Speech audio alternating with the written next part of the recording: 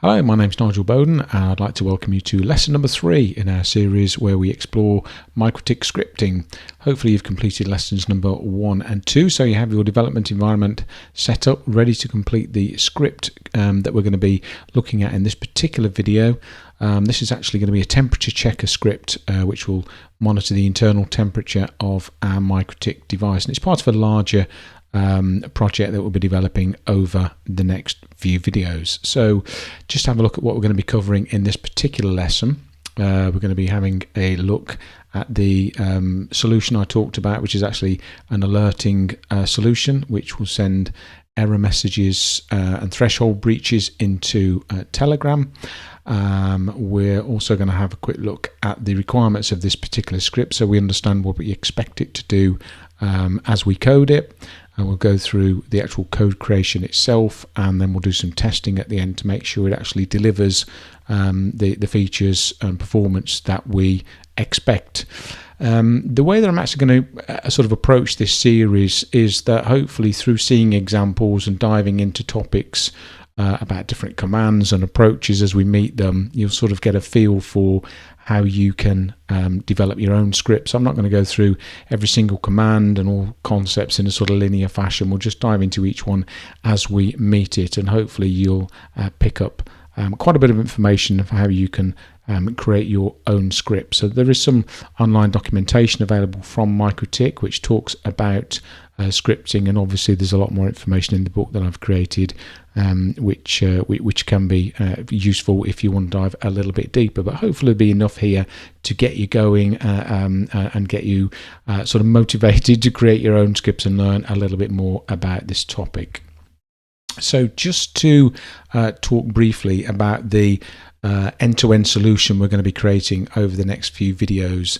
On the left-hand side here, we've actually got a MikroTik router, and you can see this dotted line around the MikroTik, and it's showing a number of processes which will be running, and each of these will be a script.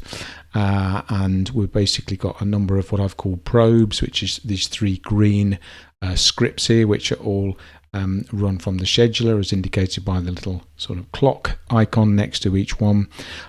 Each of those will gather data, and when there's a sort of threshold breach or a problem, it will feed error messages into a global variable. And we'll talk a little bit more about variables a little bit later on. The global variable would be called Telegram Q. It could be called anything, but it's just always useful to name a variable with something meaningful.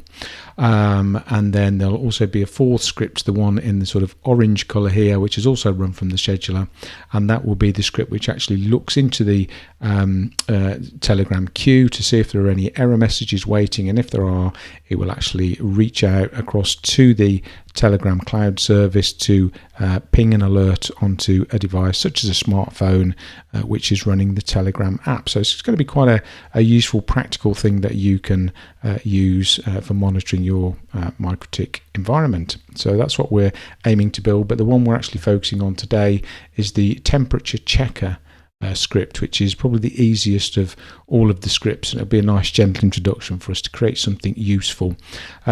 Just as a side note, as well as actually pushing any error data into the Telegram queue variable, we'll also get it to log into the system log. So if you wanted to, you could also sort of send that out to syslog, or just look at the local system logs to see if there's been any problems. But we'll explore that a little bit further as we dive into it. So just to recap on the development workflow that we covered in the last couple of videos, we're going to be going through this same workflow where we'll create the script on our development machine, which is some sort of laptop. Then we'll actually deploy it, but we'll basically push it out by SFTP to the MikroTik device so that we can then go to stage 3, which is to test it. We'll run it, make sure it produces the results we expect. And then if there are any problems, we can go through to step 4, where we actually inspect the code, have a look, see if we can figure out what the problem is, rewrite any areas that are causing us a problem, and push it back out to the MikroTik again, and go through the debugging process until we actually get it running without any errors and delivering the results that we want. So thinking about the script, which is the temperature checker that we're looking at this time, what do we want this to do for us? And what we're going to do is we're going to get it to constantly monitor the internal temperature of the MikroTik, and we'll set a preset threshold above which it's going to alert us that there's some sort of problem. Maybe the MikroTik is overheating for some reason, and this will actually put an error message into the system log of the MikroTik.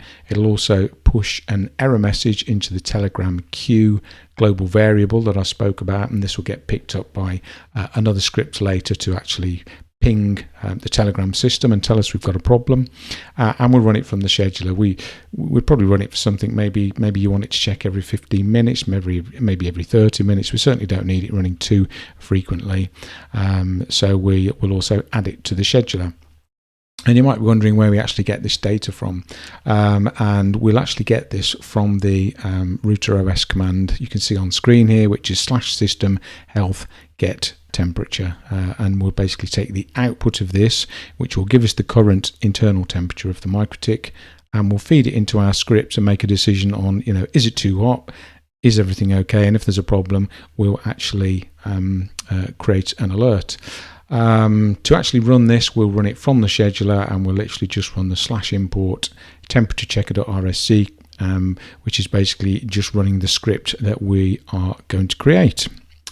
So let's get into some coding. So I'm just going to flip across now to Visual Studio Code, and hopefully you've got all of this set up from the previous lesson that we completed, and you're all ready to go with this. And what I'm going to do, I'm actually going to paste in the code which I've got on. I've cheated. I've already got it created elsewhere. It'll take me too long to type it all in. There'll be too many errors, as I'm not the fastest and greatest of typers. So I'll paste it in chunks and talk you through what each one does, and we'll probably dive off into sort of a couple of focus topics as we meet new concepts. So I'll post in the first couple of commands. So we're basically going to start by I need to create it. I need to create the actual file first of all. If you remember, on the left hand side here, this will be our file listing. So I'll just hit the little new file icon there, and we'll call it temperature checker. And we always, oops, hang on, I've got a little typo there. There you go. I've done it again. Wow. This is getting embarrassing now. This is the danger of live demos, eh? So temperaturechecker.rsc. We always end the files with the rsc suffix.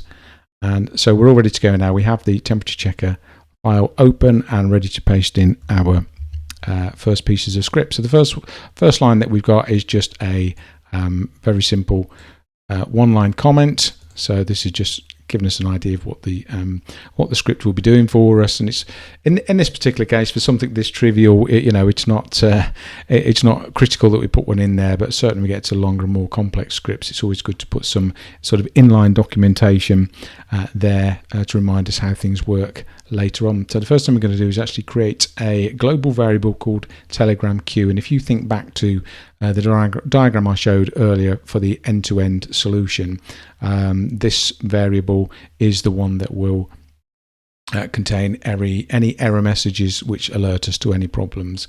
So I'm just going to spend a few moments now actually talking through variables, as we've not actually met those before and discussed them in any detail. So I'm just going to flip over now to the to Winbox, and you can see here I've got, if you look on the right hand side here, I've got a Winbox terminal open here. What I'm going to do is just demonstrate a few commands around how we create and use variables. So there are actually two types of variable. There's the variable we create with the global command. So if I put global, and we'll call it name. Well, let's call it first name. First name. Oh my goodness. There we go. And I always like to capitalize the start of each each of the words. In fact, just let's talk very quickly about naming conventions. I always suggest that you create a variable name which is obviously meaningful. It relates to the data that it's going to contain. If there are sort of multiple words that you want to use within the variable, you concatenate everything together and you capitalize the first letter of each word. So you can see here we've got first name, it's all one word, and I have put a capital F for first, capital N for name, and there's a few good reasons for doing this. You can use other approaches, but this one is pretty bulletproof in terms of avoiding any syntax errors, and it also makes them very easy to spot when you're reviewing code, being able to pick out the variable names because they're in this particular format. Anything that begins with a capital letter, is a variable, and when scripts get pretty complex and long, it can be quite hard to spot some of this information. So in this case, I've actually created a global variable called first name, and if I then if I want to assign a value to that, because I've just created it with no data assigned to it, so once a variable exists, we can actually use the set command. And so now I'll put set first name, and I'll put it to my name, which is Nigel. So you can see I've enclosed it in quotes there, which is indicating that this is a string data type, which we'll talk about in a moment, but it's just going to set that value to be my first name. And if we actually want to have a look at that, we can use the put command, and whenever we want to retrieve the value of a variable, we always precede it with a $sign. So if I put first name, you can see now that it's actually printed out my name there. Okay, this is how we sort of create a global variable, assign a value to it. We can also actually, at the same time we create the variable, we can assign a value at the same time. We don't have to do the two-stage process of doing the global and then the set. So I could actually create one called global, and we'll call this one, last name. And I'll put my last name there. There we go, and now we actually have a new variable with that value in. So if I just tab up and I'll change this to last name, you can see it's actually, we get the output of that variable, which is my last name. So you can see there's two methods of actually creating them. And whenever we want to retrieve the value of it, we always precede it with the $sign to show that we want to get back the value of the variable. These all of these commands, the ones that begin with the colon, I've covered this previously, but anything that begins with the colon is a global command as opposed to a configuration command, and these are the commands I typically like to think of as being the scripting commands. These are the sort of glue that holds everything together and allows us to do clever things with the configuration commands, which are the ones you're more likely familiar with, the things that actually allow us to set the configuration of the MikroTik and retrieve values about the MikroTik configuration. So if you haven't seen these before, that's the sort of difference between the two types of command, and we'll be focusing in these lessons mainly on these global commands. So there's one other type of variable that we can create, and that's called a local variable. So if I want to create a local variable, I just precede it with a local keyword there, and say if I want to create a variable for a tree, I can put let's put an apple tree. Okay, and that would creates that variable called tree and assigns a value of apple. Now you may be sort of wondering what's the difference between global variables and local variables, and there's two very important sort of distinctions. The global variables that we can create them within a script or from the command line here, and once they're created, they exist in the the namespace or the memory of the MikroTik, and they live there sort of forever or until you reboot your MikroTik. They sit there and they're always available, so I can access them from the command line. I can access them from within a script, and they're always available. I can change the values, but they never sort of go away. And you may have noticed at the bottom here, I've got this additional panel open here, which is the scripts list, which you can access by going to System and then where is it? Scripts. So if you go to the scripts option there and go to the third tab there, we've got this environment tab, but that's actually showing us all of the global variables which are currently configured and declared on the MikroTik. When we create a local variable, you see it doesn't actually appear in this table of global variables, and that's because local variables are only ever valid within a script and for the lifetime of that script. So we use local variables a lot in scripts to declare variables that we want to exist there. So each one will contain a data value, but once we finish that script, we're not bothered about that value hanging around anymore, and it can just sort of disappear as the script finishes. And so we mainly use local variables within our scripts because we don't have lots and lots of variables hanging around in our global variable table here. That can cause problems if you reuse the same variable name between scripts. Things can get very messy and confusion over data values, etc. So as a sort of rule of thumb, I would always recommend using local variables for most of the things we want to do, and global variables as and when you need them. And we'll come across some instances where those are needed. So we've seen how you can actually declare a variable, assign a value to it, or actually declare a value as you create a variable. And we've seen we can actually retrieve the values using the dollar symbol in front of the name to actually get the value back.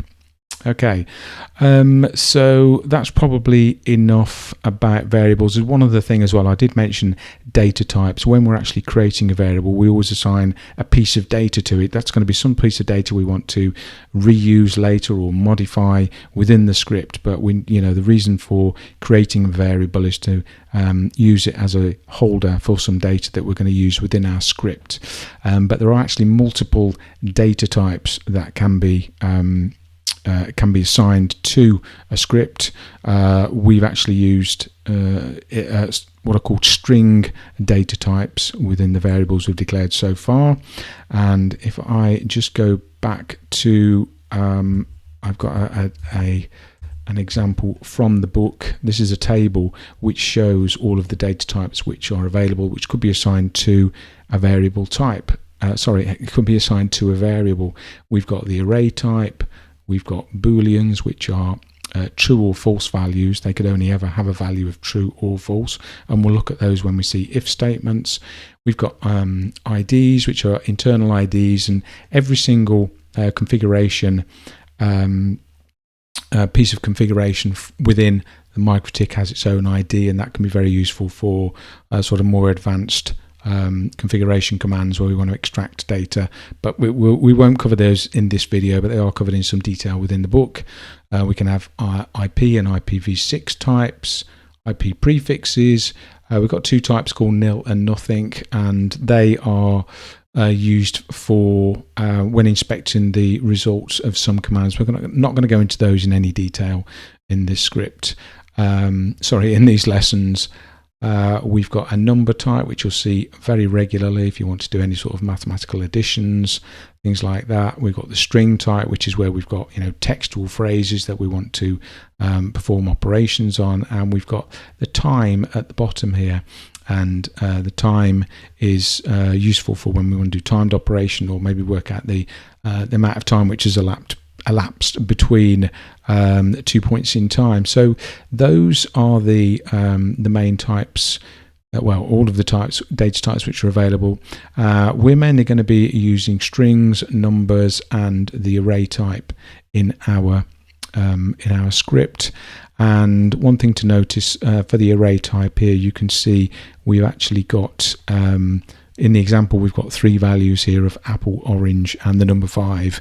And this is the format of an array, we basically put them all of the values that we want in the array between a pair of curly brackets, and we separate each of the values by the little semicolon there. And you'll see us building one of those up as we work through the examples. So quite a bit of theory there that we've covered, but it's all going to be useful stuff when you're seeing what we're doing in the script. So let's get back to our coding.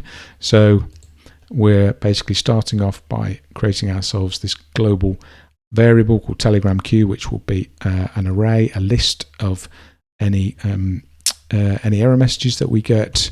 Next thing we're going to do is, sorry, I'm just finding the relevant section to copy and paste. So next thing we're going to do is create a variable called a local variable called temp threshold.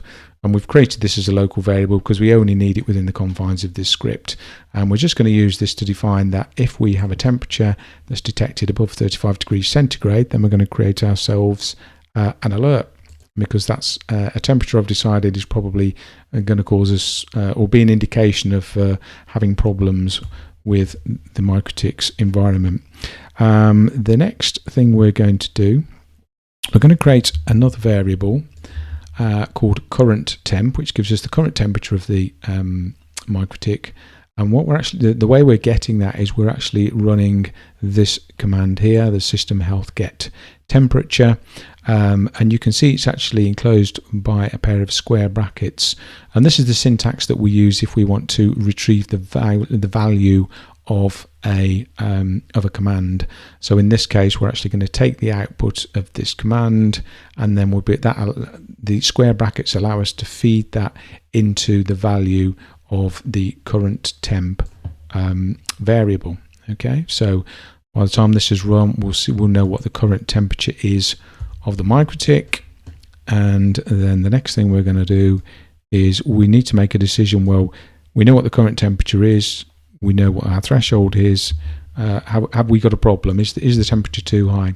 And the way that we're actually going to inspect this is we're going to use what's called an if statement, and an if statement allows us to make a decision. And what we're actually going to do is we're going to compare the current temperature, and we're going to say, is it greater than the threshold which we've defined? And if it is, we're actually going to execute a block of code which sits between the two curly brackets here. So we'll say, if the current temperature is greater than our threshold, let's do these series of commands, and we will basically put the commands in this area here, which we'll come on to next. One thing to note is that the results of any expression we put in here always has to be a Boolean condition, so it also always has to be a true or false condition. So we could actually use a Boolean itself. We could actually just type true in there, but that would always be always pass the test.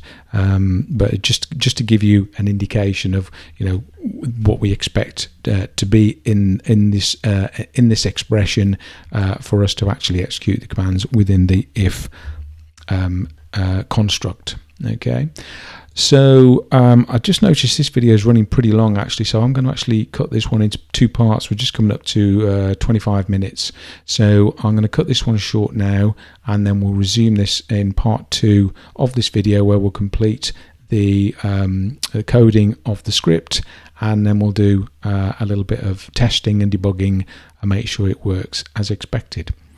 Okay, I shall see you soon. Thanks for joining me for this part.